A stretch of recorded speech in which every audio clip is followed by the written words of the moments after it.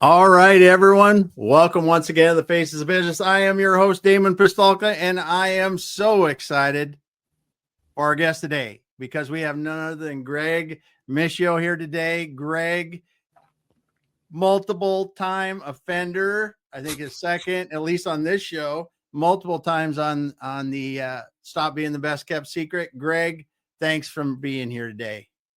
Oh, thank you, Damon. Always a pleasure. Fun to be back chatting with you. Yes. Well, Greg, you've had Winbound marketing now for a little while. Yeah. So let's talk about your career, how you kind of got to where you're going, and then we're going to talk today a bit about building a better executive brand and how and why it matters even more today. Yeah. So Winbound, we last year celebrated our 10th anniversary. So we're a digital marketing agency. My background is as a writer. I actually started out doing copywriting, ad copywriting. This is back, Damon, you will recall these days. This was before the internet. There was a time in the course of human events, we did not have the internet, and we used things like magazine ads and direct mail pieces and brochures to annoy people with advertising. So I was doing that, do that for many years. Internet boom comes on. People need content marketing. So we start writing a lot of content because I'm a writer. They start to learn about SEO, start to learn about paid advertising and digital, and realize that there's a lot of smaller companies. We like to work with small marketing departments, I should say, who need a staff. They need specialists to understand all this digital stuff, all the analytics, all the techie stuff. So started to do Winbound, and that's what we did, right? Content, distributed content. And we've been doing that for 10 years, and it's been a nice group of clients, these small marketing departments. We've got people who've been working with us for 6 to 10 years. It's been a great ride. So that's kind of where it brought me up to this point so far. Yeah. So now we're talking about building a better executive brand and why it matters more today.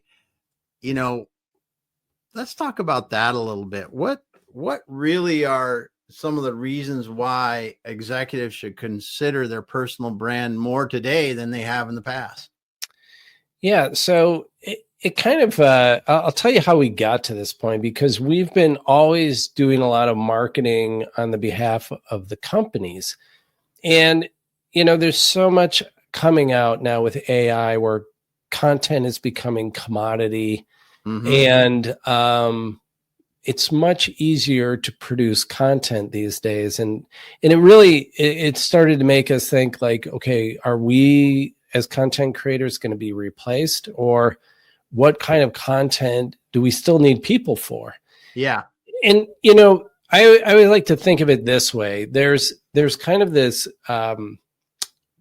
digital content engineer role that has evolved, where what you want, and you can guide the AI to help you deliver it. So here's what I want, this blah, blah, blah. Then I'm going to go in and I'm going to edit things out. I would say that is the bulk of what I see a lot of marketing content coming to, a lot of website content, things like that.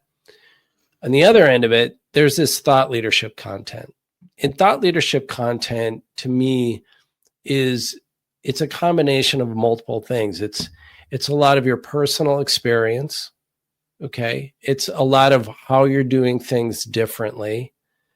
We had somebody on our show today, Denise Brousseau, who was talking about defining thought leadership as basically, how are you doing something differently than other people? So it's your story. It's about how you're doing something different. It's really personal to you.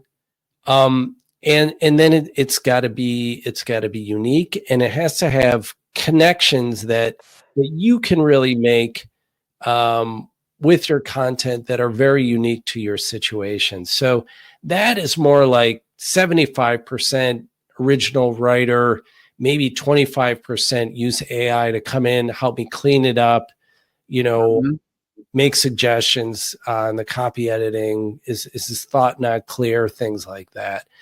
So long story short, this thought leadership content, I think, is going to really stand out more and more as content becomes commodity. So we thought, okay, yeah, thought leadership content, that sounds great. Then we started to research CEOs and thought leaders, and I could not believe how much more of an impact a CEO has when they publish than anybody else in the company or the company's marketing. And it's like, I've got some stats on my thing here. 92% of professionals say they are more likely to trust a company whose senior executives are using social media. 70% of decision makers say they're very likely to think more positively about organizations that consistently produce high quality thought leadership. There's just, and that it's like 3 times more effective if your CEO publishes the content than somebody in the company. So seeing all this data then on how much more effective it is and the need for thought leadership. And then we're like, look, we're really good at that kind of content. We're great ghostwriters, storytellers. We really excel at, getting with a CEO or a visionary who tends to be, and you might back me up on this, Damon, a little scattered in their thoughts, a little ADHD. Yeah. And they've got great ideas. They're usually coming from everywhere. Billion ideas, can't get it. And the biggest thing they have is like, focusing, channeling, getting their story told. And that's where somebody like a writer, a ghostwriter can come in, provide framework, channel that, and get it out there. So that's where we're like, okay, going to need more thought leadership content to really stand out. Your CEO, your executive better be out there now more than ever, because 1, to combat the AI, 2, look at us, just look at politics. We expect our leaders to be out there now. Yeah. We expect our leaders to be on social.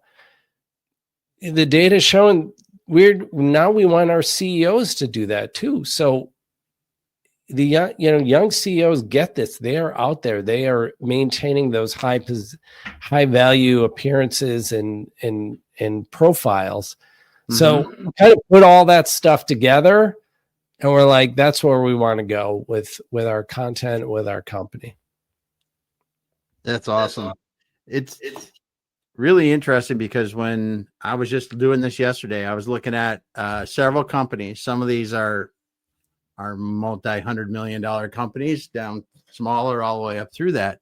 And you talk about thought leadership, and you can tell the companies, and I didn't look at this. Well, I did look at the executives in these companies, and they're not being thought leaders. But all I can tell you is when you look at a LinkedIn profile, company profile, and you go, okay, you can go from the one LinkedIn company profile where they're sharing maybe some sales stuff, maybe some job postings. That's all they ever do.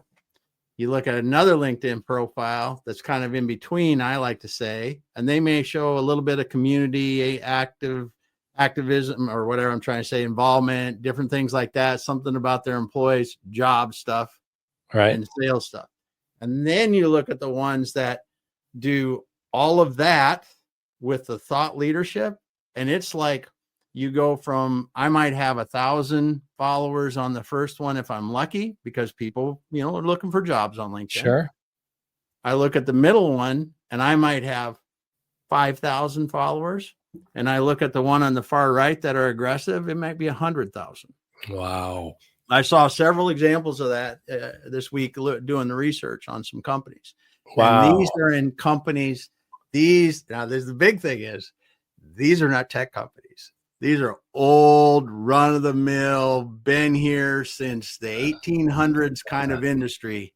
And the difference, I was just blown away by that, how the thought leadership and the whole combination together of really showing the part of the community, the people, and that thought leadership made such a difference. Oh, that, thank you for that. You gave me a nice research project to go and do and share with the world. That's fantastic. And I think like, I like what you're talking about. Like, these are some older companies. You don't need to be on the cutting edge. Nope. And I'm telling you, you don't need to be like thought leader. I think that term might scare some people, thought leadership. Like, you don't need to change the world with this. We're not talking about major industry disruption. Excuse me. What are you doing that's different? And how is it impacting your customers, your employees, and your industry? Yeah. That's all we're talking about. Putting the same things together differently. I mean, these are in industries that have had the same kind of stuff happening like for many, many decades. And it is just about, how are we doing things a little different?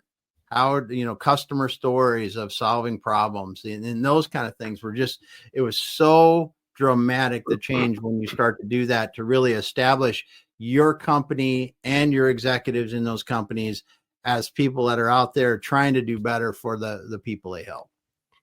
Let me add in one more element to that, Damon. So when I'm kind of coming up with this hypothesis now, and I'm calling it the new CEO is the connected executive officer. Mm-hmm. Okay. Ooh. You're talking about one connection I think is important is the digital connection. So you've got those companies that are out there making that digital connection. And yes, maybe they are showing in their thought leadership what they're doing differently. And that's all fantastic.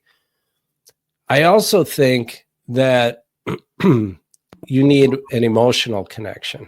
Yes. And what I mean by that, and again, I don't want to scare people off. Excuse me, I've got some allergies. I don't want to scare people off like with the thought leadership term. But when I say an emotional connection, I want you to show you're a human being in your human side. So just tell me a personal story. Tell me if you are doing something different with your company, for example.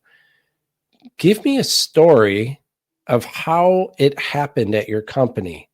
Who was affected on the factory floor? How did it change what they were doing? How did it make you feel? Show us that you are a human being and share some of your insights and feelings about these things. Show that you have some empathy for the world. And I think by getting that personal element and, like maybe share a little bit as you're posting on LinkedIn, share something from your life and tie it in with some of those business stories. Yeah. I've seen you post so much on your walks on the beach, and it's just like, gives me another perspective of you. And it's so great. The walks you take with your dog. It's so awesome. Yeah.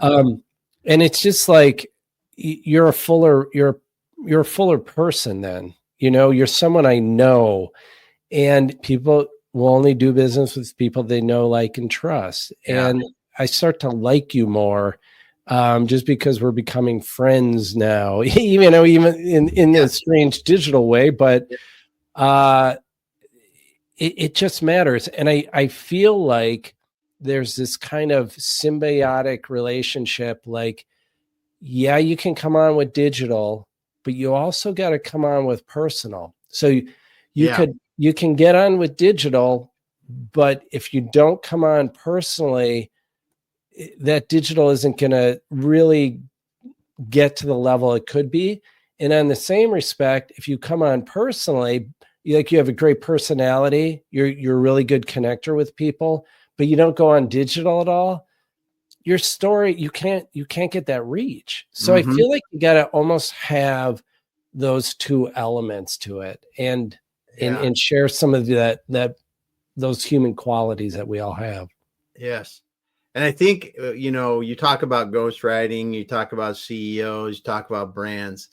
One of the things that I think that is so cool about the CEOs that take the time to, find a ghostwriter, write a book about their life, career, whatever it is they really want to, is that when we see these CEOs, and it doesn't matter who it is, could be semi-successful, crazy successful, whatever, we see those companies, we see them in that point in their life. And that the thing that I love about learning more about their whole journey is that you realize that they went through some tough stuff. They went through some really hard stuff during that process. And Yes. there are things that they probably had to do that makes your, stomach turn from a financial standpoint, from a, we got to go all in on this and it might mean the end of us kind of standpoint. And those kind of things really let people get to know the person behind that, and that they do have the feelings that we all have. They do have the struggles that we all have. Yeah, I'm glad you brought that up, because that's a great example of showing that human element is tell your personal stories, tell your struggles, tell what your company went through to get to this point. Yeah. I think when you show some of your failures too, that you went through to build it along the way. I mean, to me, that's like, holy cow, this guy ran through a wall. This woman showed so much perseverance and grit. Yeah. I trust that person, Yeah. like they're not going to let me down. Like, Yeah. They worked too hard to build this thing just to, vanish or, put out a crappy product, because they get it. Yeah, that's a huge thing. And, when we talk about building a brand, an executive brand, and why it matters, I really think that, a lot of CEOs, if they want to do that, or executives, if they want to do that, that part is so powerful in the connection with others. So powerful in the connections, because if they see them at where they're at today, successful, maybe everybody thinks, woo, they got the life of whatever. But if they see that struggle, if they see that, what they, the hurdles they had to overcome, the long days, the stress, the whatever else it was, that really helps others to connect with them, I think. Oh, absolutely. Yeah. I mean, you want to, I think we look at our leaders as royalty, and that's why, we look at them as royalty. We look at them as superheroes, and we want them to transcend being a human being. But I think deep down we know that they're all not, and the fact that they can show us that they're good people and that they care about other people. I think, like you said, it just adds to that trust element. Mm-hmm. And you can say, like, okay, yeah, this guy is for real, and he's shown it to me, and he's got the stories to prove it. Yeah. Yeah. That's awesome. So as you're working with people on this thought leadership content, what are some of the things that they're seeing about, I mean, could be from just, what are some of the things that they're realizing once they start to unleash some of this? In terms of results or things like that? I mean, the realization, because it has to be. So if I was going to write a book about my life, the process of going back through and thinking through the stages in your life and the things we've gone through, I would believe that I would come up with things, A, I forgot, B, I did a lot more than I ever thought I did. Yeah. Or realize there are things that happened that I don't even realize today that affected me today. But I just got to think that that's kind of an eye-opening event. Absolutely. I mean, my dad is writing his memoir right now, and he's remembering things as he goes. So, yeah, I mean, I think as you're looking back on your company's history, for example, to find those stories and documenting them, there's something really powerful about that. And then, because you've got it all in your head, and that's great. But once you get that down on paper, which can then be, also lead to a video script, once it's documented, once it's recorded, it takes on this added element of, it's got this gravitas, it's got this kind of legacy feel to it, and it's so much more impressive. And I think it's the kind of stuff that builds legends, because now you're reading it, you're seeing it, it's registering in your head, and the story is being immortalized. Yeah. And I think the practice of doing this, and we can talk about kind of this process we're using, like in terms of writing a book. It helps you put all these smaller stories together to build this really compelling story about your company. And I think the beauty of it is for you as an owner to look back and reflect and be amazed. It's amazing for your employees, perspective and your current to have so much pride in being a part of this. Yeah. And your prospective employees to see that they're part of something that's really big and special. We were talking to somebody who said he applied for this job, he got a job, and they gave him a book. It was his first week. We were like 2-week orientation, and they're like, read this book. It wasn't a big read. Read this book. We're going to talk about it by the end of orientation. So it was a 2-week thing. He said that, and I'll tell you this statement, it wasn't even a book about the company. It was like a book that was based on the company's values. But he said that when he read that book, he knew he was part of something bigger and something special. And it's something about just having those values in the company documented, I think, that just takes you up to the next level. So if you're an owner and you can document the company's history and then what your values are and what you stand for and what you believe in, I mean, it builds a following. I mean, look, there's a couple really popular books out there called the Bible and, the Quran. I mean, like, people follow these texts pretty religiously. Yeah. But I mean, it just to show you the power. And I don't mean to be sacrilegious in any way about referencing those, but it's these stories that can really motivate people. Yeah. Yeah. I just want to say thanks, Emmanuel, for dropping the comment in here today. Thanks for being here. Appreciate it. Pretty good. Yeah, Great to be here. Pretty good to be here. Great to be here. Yep. Yep. But I think that is the real power in executives taking the time to explain more about themselves, their journey, and that. And let's move into the next thing. Now, you're talking about helping executives if they would be interested in writing a book about their journey. And a lot of executives, I think, are interested, but don't. Yeah, it's like, no way am I going to do that. Yeah, it's a daunting task if you're standing here alone, sitting in your office going, hey, I want to write a book about my journey. Yeah. Let's talk about the process of making that not so tough. Okay. So going back to when we decided to land on the thought leadership approach and the thought leadership content, I've ghostwritten a couple books now. We've been ghostwriting blog posts for all of Winbound's existence, and then prior to that, we've written so much ghostwritten content. And I look at everybody out there, and I go on LinkedIn, you'll see people putting out these really nice text posts, nice blocks of text. You'll see people putting out blog posts, and it's gone after the post. It's off into the digisphere and whatever. And it's like, why are we putting all this stuff out and churning all this out, and then it's just gone? What we thought about is, why not come up with a framework for the content that we're producing and create it with the end in mind.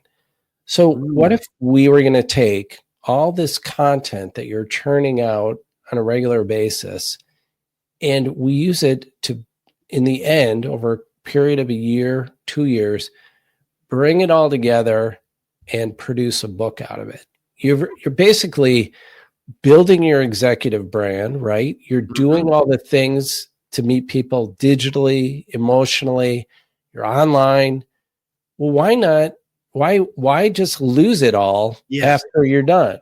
I mean, like, why not then take it to the next level, bring it all into a book, and then that is the ultimate authority builder. And now with a book, not only have you codified everything you said over the last 2 years, you've got that impressive piece of that you can handle, you can hand off to new prospects, employee culture, use it however you want.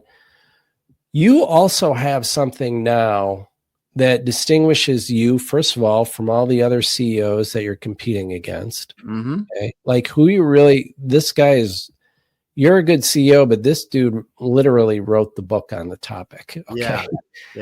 He's got some ideas. You can also use that to reach out and get new opportunities in terms of podcast interviews, speaking opportunities, and build your personal brand to the next level. And let me tell you why this is important. And you know this, Damon, but let me tell the listeners why this is so important from a company marketing perspective, especially with AEO today. And that's answer engine optimization. The conventional search engine optimization is based a lot on keywords and content. You publish your content, you've got keywords in it, you've got relevance in there with your content. And we currently can still rank for like some of the questions people are asking. Like, how do I build my executive brand? I might be able to produce a content blog post on that and rank for it. You had a great post today about they ask, you answer. So answering questions that people put up there, we could, with search engine optimization, companies could rank for content that's written answering those questions. Well, the big paradigm shift is now with ChatGPT, Perplexity, these learned language models that answer questions. You can go in, the customer journeys taking place largely within the ChatGPT, within the learned language model. So you'll get on there, you'll start asking all these questions and things like that. Well, so now those questions you ask are getting answered within the ChatGPT. Now, the learned language model, the ChatGPT, they're still going to pull the answers from the internet. It's not like they're the gene, they're pulling answers from reputable sources. Who are they going to use? How are they going to determine the most reputable source? Well, they're going to look for the experts. They're going to look for the people who are widely regarded as the experts in the industry. Well, how do you get to be recognized as an expert in the industry? Well, it helps to have written a book on the topic and then get interviewed by multiple people who link, on their podcasts, link back to your website and say, yeah, we interviewed this guy on this topic. He's the expert. And these learned language models are going to see all these inbound links, and they're going to say, when they are answering your question in your queries on ChatGPT and helping you, refining your questions and your queries to help you get to the answer, they're going to pull from the most reputable sites who have the most links. So this helps you from a personal branding, in terms of personal branding, because you're going to be recognized as the authority. You're going to get more interviews.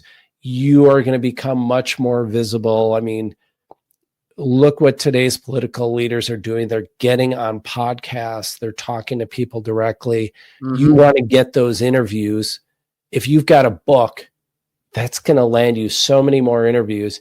And then all those inbound links from those interviews, when people push that stuff out, it's going to help your marketing team. Whenever we talk to marketing team about having the CEO write a book, they do cartwheels. They're like, please, this would be amazing for us. And I think that with this process, Damon, what we're trying to do is make it so much easier and streamlined and take advantage of all the work you're doing. So you don't have to come at the end of the day and have that reaction, which you did at the beginning, where you're like, oh my God, I got to write this whole thing. No, it's more like you're going to look back and go, hey man, I already wrote the book. Let's just put this thing together. Yes. That's the whole idea with our Bookbound service. Yeah. And I think that's and you call the service Bookbound. Bookbound. Yep. Okay. All right. Very good. Because I think it's a great way, because you think about this.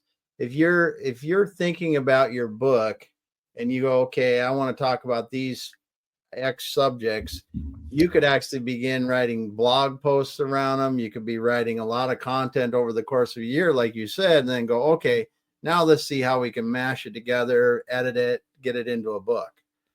Right. And I mean, if you have a framework established and you know where you're going and you can call out some of those topics ahead of time, it gives you direction what to write about. And, that's part of it. And the other part of it is you can also do some things through social to help you build a better book that actually gets you more exposure. So right now, like, for example, we launched our LinkedIn Live series. Well, we're talking to thought leaders. It's called Thought Leaders Live. Pretty incredible, original, wacky title, right? But we're talking to thought leaders, but we're also interviewing them for the book, so we're doing our research as we're building brand on LinkedIn, getting the thought leaders to come on, interview them, getting in front of their audience, but then getting so many great insights. So we had you and Kurt on last week, and you had just a great a bit of a rant about why executives, how valuable it is for them to get on social media. Well, I'm using that quote in the book. I mean, come on, so it's a great way to create content collaboratively, which is really, if you look at any content marketing specialist will tell you, any kind of collaborative content performs better than somebody just getting on. That's why you have guests on your show, because you get in front of their networks and things like that. Yeah. So, and we can learn together. We can talk about different things. I mean, and we talked about this last week. It's like the amount of things that you can learn from those guests, and really on those podcast shows, the podcasters themselves have talked to a lot of people. The people on the show that are invited onto the show have a lot of knowledge. And the combination of the two is just like 1 + 1 = 3, because it just gets ideas flowing. And the topics if you get good topics, the ideas can flow so well around it. The person that was asked to be on the show or wanted to be on the show gains from it.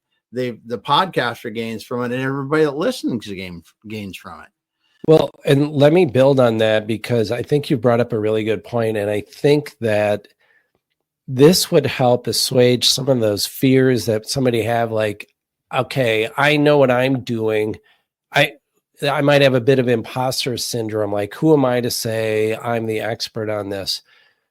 Well, when you're doing this and you're writing a book, when you're starting to interview other people, and like you said, you're bringing in things they know, and now you're talking about them, you're adding to your own knowledge in the process.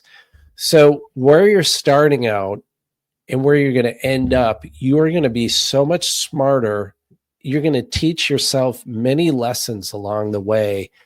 And as you bring this together, and, it's kind of like somebody was talking about this the other day, about the beauty of podcasting and LinkedIn Live. Just by association, people are going to think that you are so much smarter because you've got all these super smart people on there. But it's true. It's just going to elevate you and your intellect and your knowledge on a particular topic. It does. I think there's just a very organic process when you're writing a book too, that in the course of this, I mean, we come into this with a framework of like, okay, here are the things we're going to touch on, but man, you uncover some stuff that's going to take you in new directions. And it's a pretty cool, pretty thrilling journey, if I might say, use that word. Yeah. That's awesome. That's awesome. So what are you excited about for the rest of the year? I mean, you guys have you're launching this now. You've got your new live stream. What's really got you going in 2025? Yeah, I mean, I think just putting all these elements of it together, and then we've got a couple people very interested. We're looking forward to talking with more people and getting this out in front of people, and then just start executing on this for more and more people, because I think it's going to be a really fun ride and a really great differentiator for marketing teams.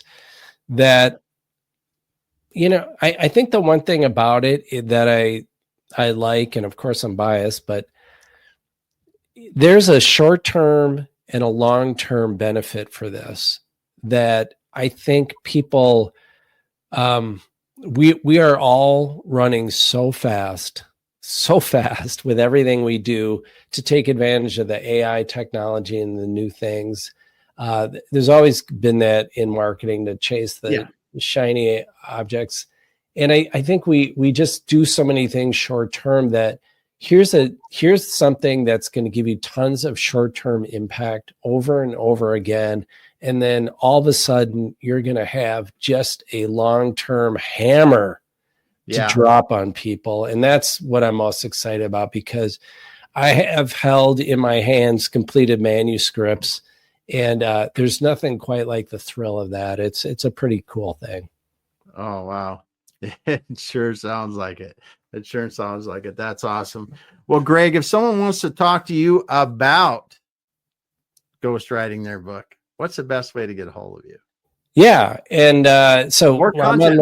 Because you guys still do the ghostwriting for content and other stuff too. I don't want to. Oh, yeah. I mean, we still do digital marketing and digital marketing services. This Bookbound is, like we said, you're going to be on social media. You're going to be building your brand, your digital brand, but it's all going to come together with a book.